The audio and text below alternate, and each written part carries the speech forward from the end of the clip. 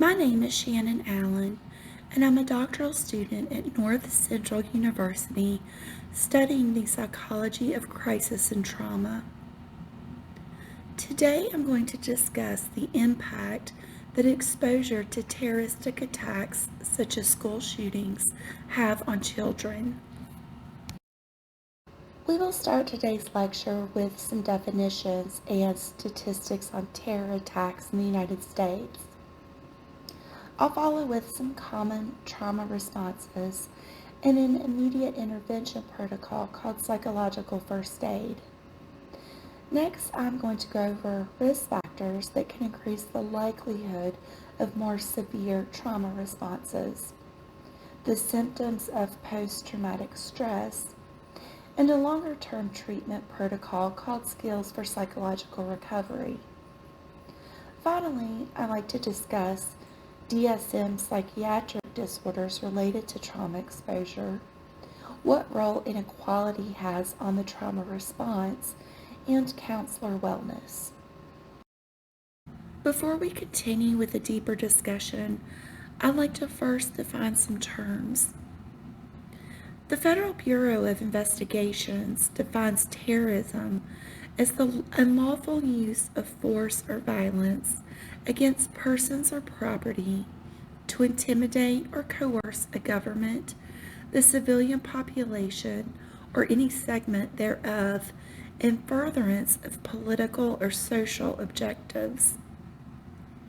More broadly, terrorism is an intentional act using either violence or threats of violence aimed at creating fear and hopelessness in the citizens of a country in the case of domestic terrorism, or non-native citizens of a foreign country in the case of international terrorism. Terroristic attacks tend to occur with no warning. Some examples that come to mind include active shooter situations like seen at Columbine and Sandy Hook, bombings like in Oklahoma City and the Boston Marathon, gang and extremist activities like the recent attack on the Capitol building, and biological, chemical, and radiological attacks like the 2001 anthrax attacks that began only 1 week after the September 11th terrorist attack. Other terrorist attacks occurring in the United States in recent history include the 2002 Beltway sniper shootings and spree shootings like the recent Asian spa attacks. Individuals exposed to terroristic acts often find themselves struggling with feelings of vulnerability. Vulnerability is a general term used to refer to the behavioral, cognitive, emotional, and physical damages suffered after a traumatic event. Trauma is the emotional response to a disturbing or distressing event that occurs outside the range of normal experiences. Trauma typically leaves individuals with a diminished sense of self, unable to cope, and with a limited range of emotions. Direct exposure is self-explanatory. However, indirect exposure refers to secondhand knowledge of a traumatic event, either through hearing others talk about it or exposure via television and the internet. Secondary trauma can occur when those who are directly exposed are subjected to other stressors such as secondary exposure, funerals, police investigations, change of routines, displacement from schools, and loss of possessions. While terrorist attacks in general are rare, they have increased significantly over the past 10 years. Since the September 11 attacks, most attacks were perpetrated by U.S.-born citizens. Bombings were the most common type of attack. In the year 2017, saw the highest number of fatalities associated with terrorism since 2001. While there are several factors that can influence the severity and longevity of trauma responses, and I'll discuss that later, immediate responses tend to be universal, but within certain age groups, regardless of the objective seriousness of the incident. Children ages 4 to 8 tend to exhibit regressive behaviors, such as bedwetting, clinginess, and thumb sucking. They can also become withdrawn, restless, irritable, angry, and aggressive. They may experience separation anxiety and show fear when not in the presence of their caregivers. They may repeatedly ask questions about the event. Often they ask the same questions over and over. And they may experience nightmares, trouble falling asleep, and upset stomachs. Adolescents may experience extreme grief. They may become withdrawn and isolate. Reversely, they may feel anxiety and fear about going places alone and fear that something else might happen. They may have repetitive questions, thoughts, concerns, and discussions about the event. They may feel anger towards those who were not there. They may also exhibit hypervigilance in protecting family and friends. They may feel guilt, shame, and have a preoccupation with revenge fantasies. Lastly, like younger children, they may experience nightmares, trouble sleeping, headaches, and stomach aches.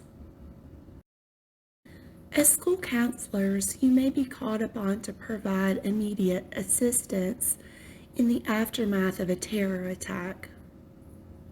Psychological first aid is an evidence-based, modular, culturally and developmentally sensitive distress reduction intervention to assist children in the immediate aftermath, which is to say 1 hour to 1 month of an attack.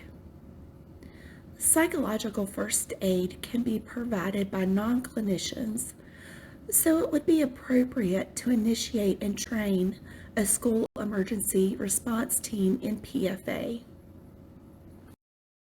The National Child Traumatic Stress Network has a comprehensive field guide specifically for schools on their website.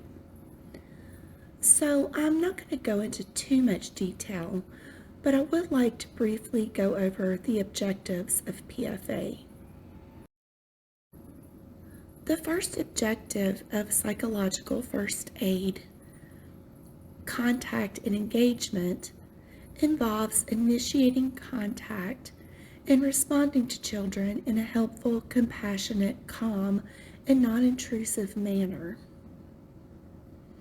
The second objective, safety and comfort, involves strengthening safety and providing emotional and physical support, answering questions, dispelling rumors, and discuss what steps are being taken to keep students safe and to reunite them with their caregivers.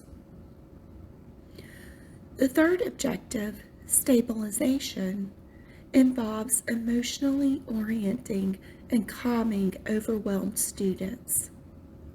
This can be done one-on-one or in a group. Encourage children to talk about their concerns and feelings, and this is also a good time to lead relaxation exercises. The fourth objective, information gathering, involves determining the emotional and practical needs of those affected. Some children may need time to discuss their feelings. Encourage them to stick to the emotional impact and not specific details of the event, especially if you're working with a group. This prevents other children from being exposed to details that they were not aware of. Other children may need practical comfort such as blankets, drinks, and snacks. The fifth objective, practical assistance, involves directing children to donated resources such as the previously mentioned blankets and so on. Often organizations may donate toys and games, and also be sure to address the needs of special populations like the disabled or those with minor injuries. The sixth objective, connect to social support.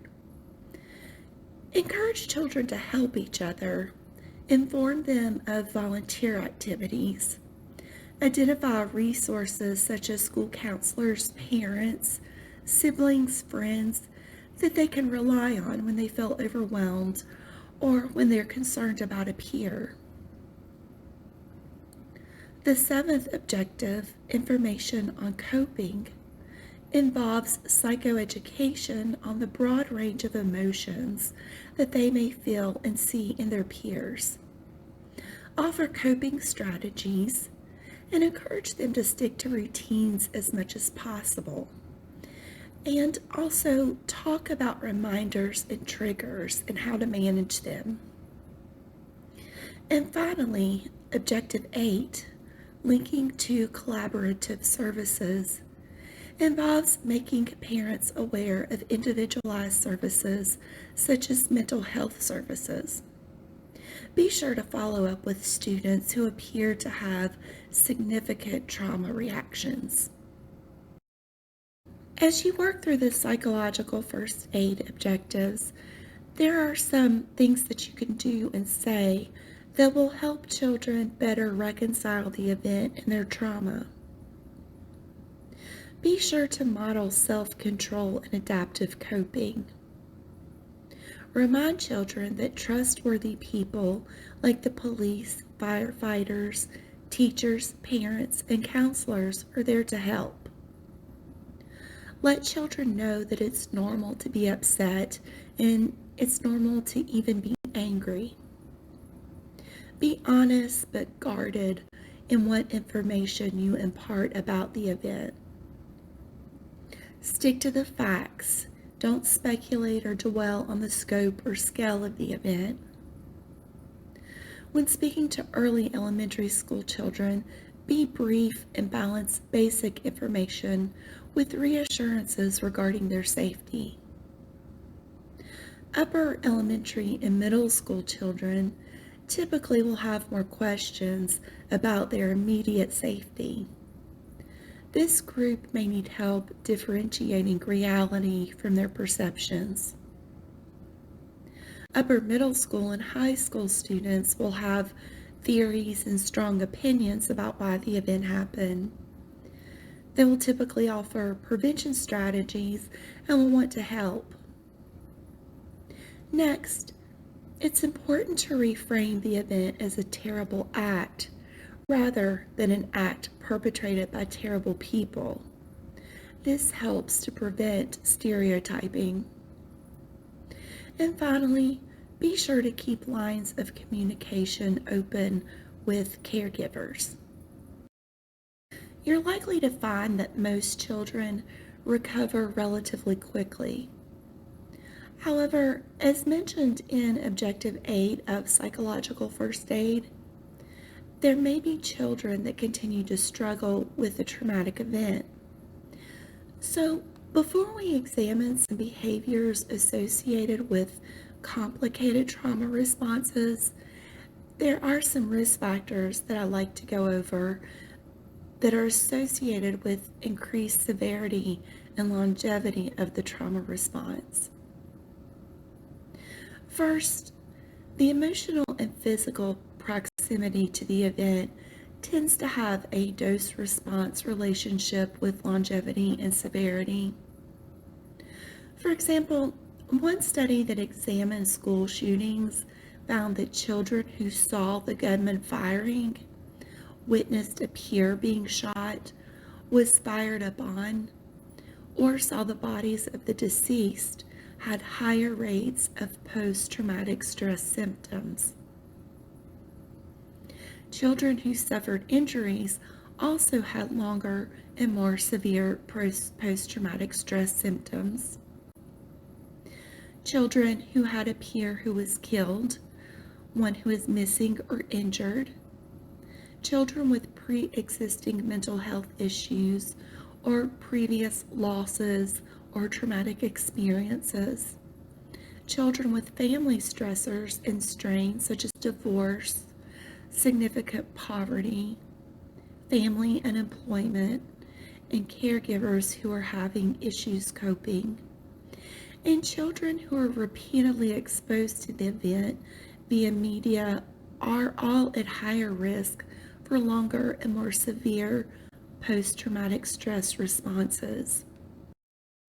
Terroristic violence tends to fracture a child's basic assumptions that the world is a safe and predictable place, that most people are kind, and that most people have enjoyable experiences. When these worldviews are shattered, more severe post-traumatic stress symptoms may manifest, such as intrusive memories and thoughts about the event, avoiding reminders of the event, prolonged anxiety and somatic symptoms, and negative thinking about the event and associated moods. Intrusive thoughts and memories may manifest as nightmares, startle responses, and fear when memories are triggered, flashbacks, reenacting the event through play and drawings, and frequent unwanted memories. Avoidance behaviors may present as a purposeful avoidance of thoughts and communications regarding the event, an avoidance of people, places, and activities that remind the child of the event, and difficulties remembering the more salient details of the event. Behaviors associated with anxiety and somatosis include issues with focus and concentration, exaggerated startle responses in general, sleep disturbances, and hypervigilance. Negative thinking and moods involve self-blame, guilt, fear, shame, anger, detachments from those whom they are closest to, excessive worries about safety, and the inability to experience positive emotions. Post-traumatic behaviors that you are most likely to see in a school setting include poor self-regulation, challenges with executive functions, specifically issues completing tasks, issues with impulsivity, and issues communicating their needs. There may also be frequent tardiness and absences, alienation from peers and teachers, controlling behaviors, perfectionism, aggression, irritability, severe fatigue, frequent headaches, and stomach aches. Now, let's look at an intervention model intended for use with children suffering from these more complicated stress responses. Similar to psychological first aid, Skills for Psychological Recovery is an evidence-based, modular, culturally and developmentally sensitive distress reduction intervention to assist children exposed to traumatic incidents. However, unlike PFA, Skills for Psychological Recovery is designed to be delivered by clinicians, working with children like the previously mentioned who are having a more difficult time coping. While PFA is used in the immediate aftermath of a traumatic event, SPR is appropriate for use in the months and even years after a traumatic experience and addresses a broad range of behavioral, psychological, somatic, and spiritual reactions. Like PFA, the National Child Traumatic Stress Network has a comprehensive SPR field guide specifically for children on their website. So again, I'm not going to go into a lot of detail, but I would like to briefly go over the goals and objectives of SPR. Skills for Psychological Recovery has 4 basic goals. First is to safeguard the mental wellness of those impacted. Second is to strengthen the survivor's self-efficacy. Third is skill teaching that promotes recovery. And fourth is to identify and encourage adaptive behaviors that may prevent maladaptive behaviors from developing. These objectives are supported by the basic tenet of counselor-student rapport. Because teaching new skills can be challenging, a strong rapport is required that involves emotional comfort, validation, and support. And the skills should be delivered in a compassionate, calming, and non-intrusive manner. Once rapport is established, you can begin working with the child on SPR basic skills. Note that the manual has some very specific exercises associated with each skill. First, it is important to determine what the child's most pressing needs are. Prioritize them accordingly, or refer them to formal mental health services. If referral is not necessary, you can begin working on the appropriate skills in an order that represents the child's needs. You may also find it necessary to reevaluate, reprioritize, and add skills training as you go along. Problem-solving skills teaches children to define and describe the problem, reflect on ways to solve it, appraise those ways, then narrow solutions that are most promising. Problem-solving skills are helpful for children who are feeling helpless, are overwhelmed, and feel demoralized because of their lack of control over their thoughts and feelings. Second, promoting positive activities involves identifying and participating in activities that the child finds enjoyable. Positive activity skills are helpful for children who have communicated feelings of apathy, lack of involvement in enjoyable activities, are experiencing long-term disruptions of routines, and children who are withdrawn, who are no longer playing or interacting with their peers. Managing reactions teaches coping skills that reduce emotional and physical reactions to distressing situations. Managing reactions is helpful for children still having emotional and physical reactions to the trauma, but also it helps them cope with other distressing situations. Similarly, promoting helpful thinking involves developing steps to approach distressing thoughts, memories, and triggers, and replacing them with less distressful ones. Promoting helpful thinking is good for children who are experiencing distressing physical and emotional reactions to triggers, who are overly negative and self-critical, and who still have extreme anxiety and fear. Rebuilding healthy social connections involves increasing and strengthening positive relationships with support systems within the community. Rebuilding healthy social connections is important for students who have isolated or feel disconnected, are lonely, feel useless, and are lacking confidence. Psychological first aid and skills for psychological recovery are not designed to be or to replace formal mental health treatment. Both are prevention models that have the potential to decrease the likelihood of psychiatric issues. However, you may encounter children who present with symptoms that are beyond the scope of what you can provide relief for.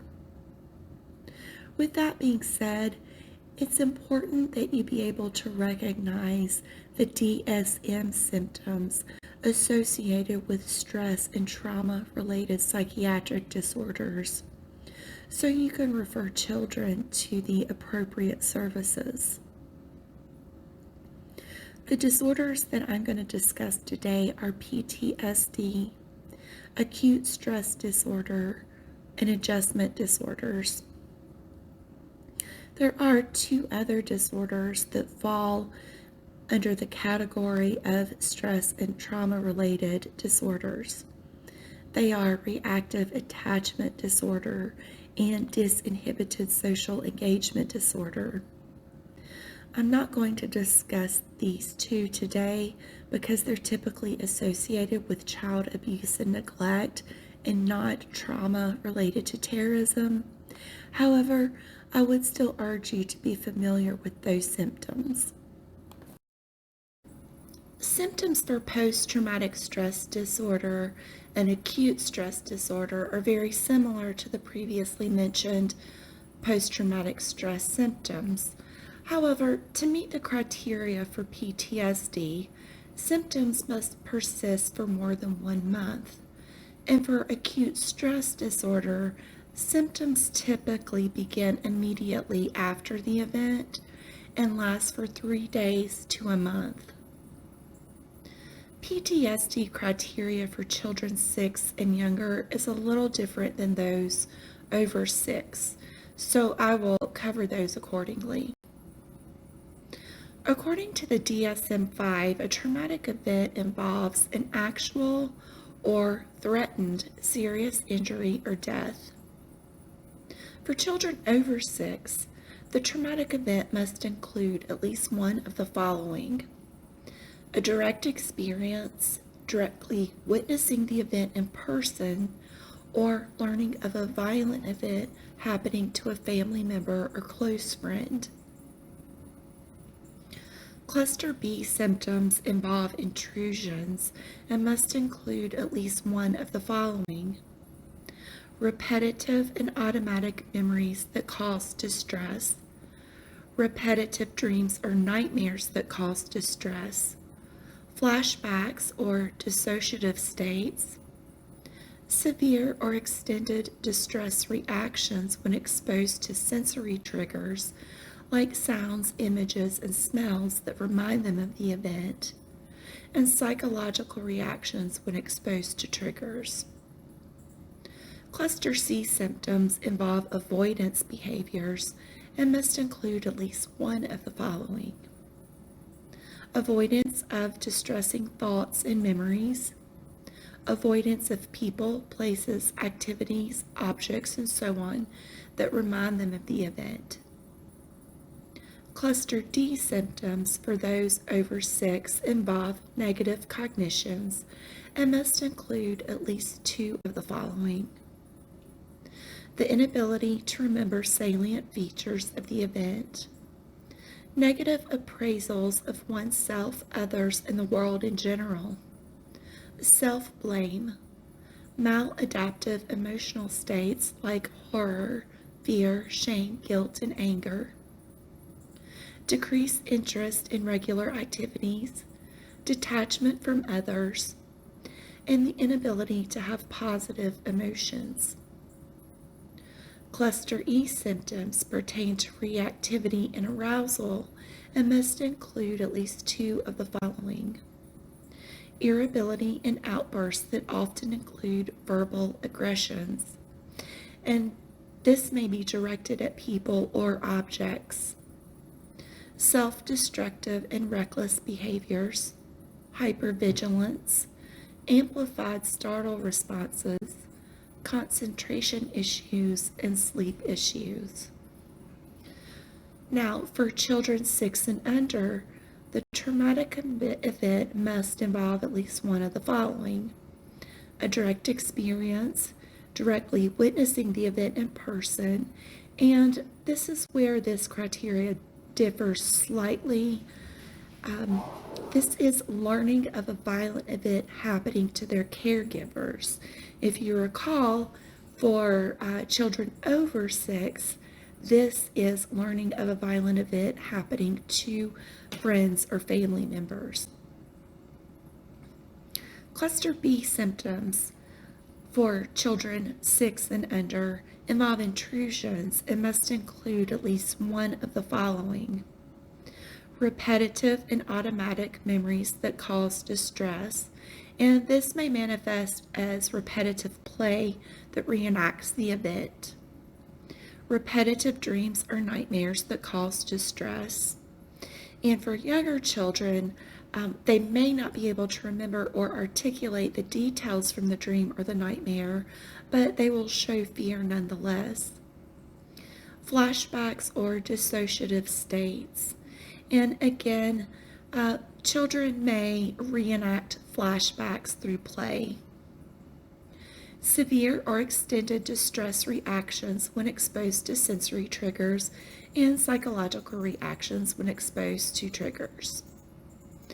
Cluster C symptoms must include at least one of the previously discussed avoidance behaviors, but can also include negative cognitions such as negative moods, decreased interest in regular activities, social withdrawal, and a reduction in positive moods.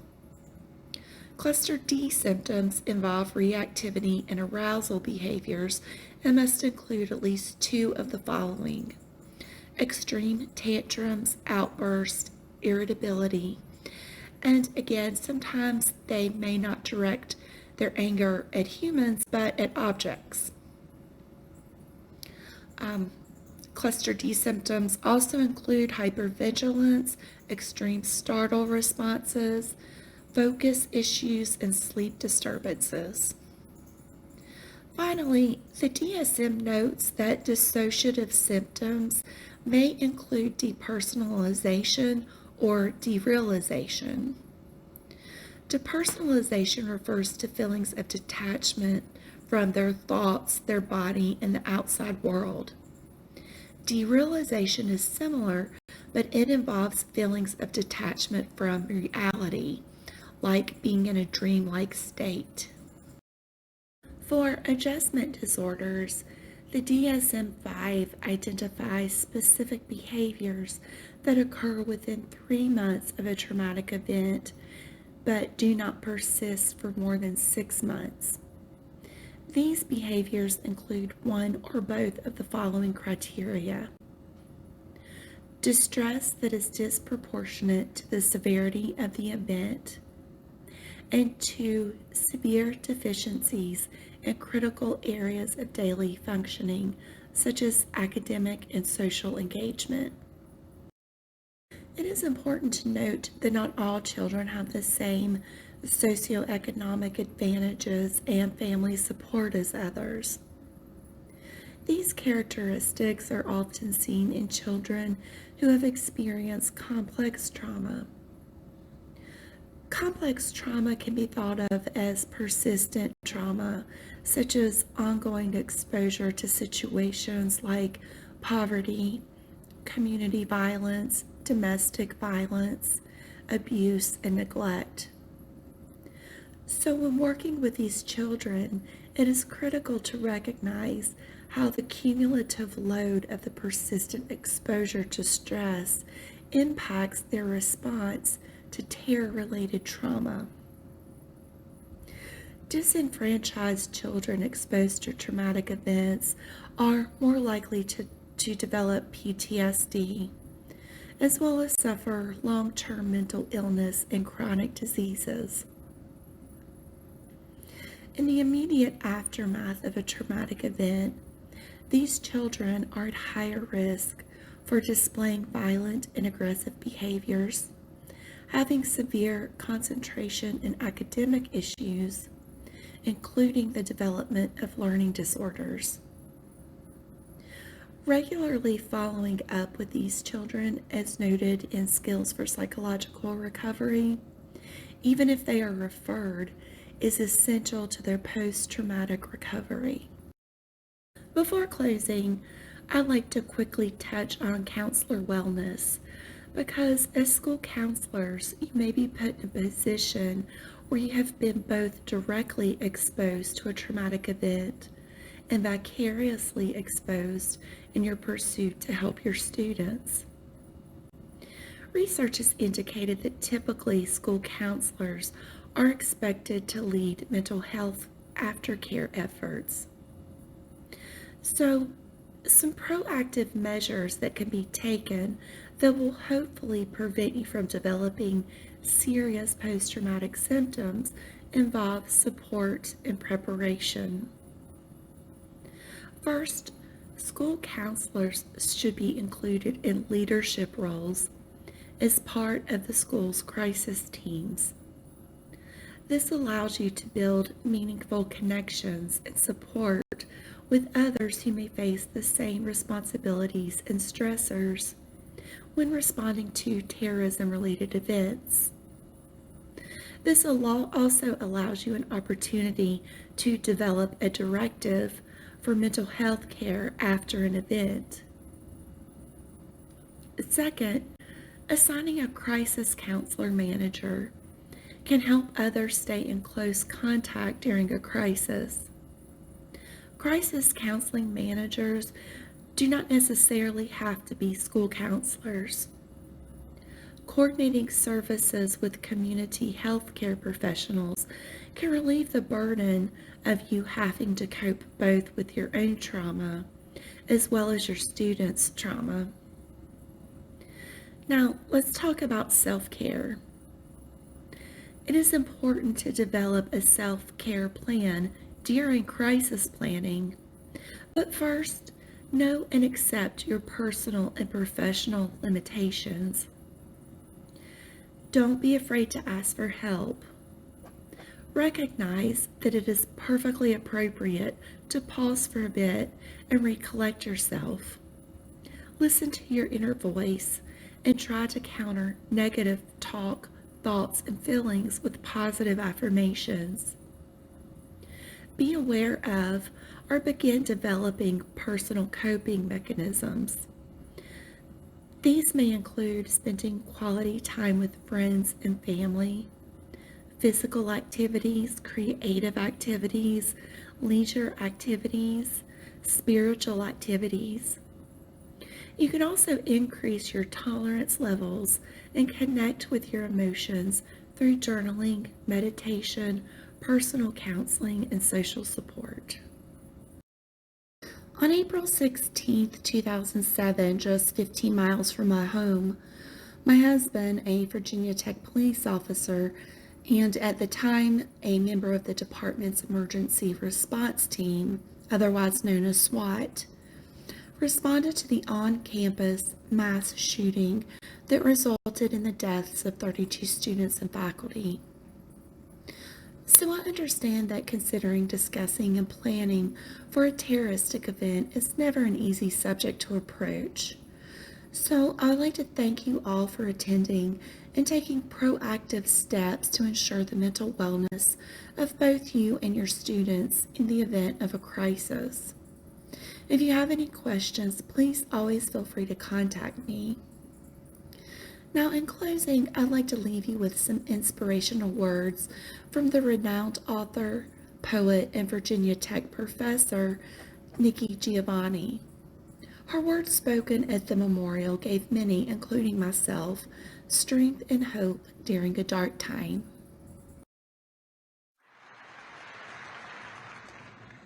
We are Virginia Tech. We are sad today, and we will be sad for quite a while. We are not moving on. We are embracing our mourning. We are Virginia Tech. We are strong enough to stand tall, tearlessly. We are brave enough to bend a cry. and sad enough to know we must laugh again. We are Virginia Tech. We do not understand this tragedy. We know we did nothing to deserve it, but neither does the child in Africa dying of AIDS, neither do the invisible children walking the night away to avoid being captured by a rogue army, neither does the baby elephant watching his community be devastated for ivory, neither does the Mexican child looking for fresh water, neither does the Appalachian infant killed in the middle of the night in his crib in the home his father built with his own hands, being run over by a boulder because the land was destabilized. No one deserves a tragedy. We are Virginia Tech. The Hokie Nation embraces our own and reaches out with open heart and hands to those who offer their hearts and minds. We are strong and brave and innocent and unafraid. We are better than we think and not quite what we want to be. We are alive to the imagination and the possibility. We will continue to invent the future through our blood and tears, through all this sadness. We are the Hokies. We will prevail. We will prevail. We will prevail. We are Virginia Tech.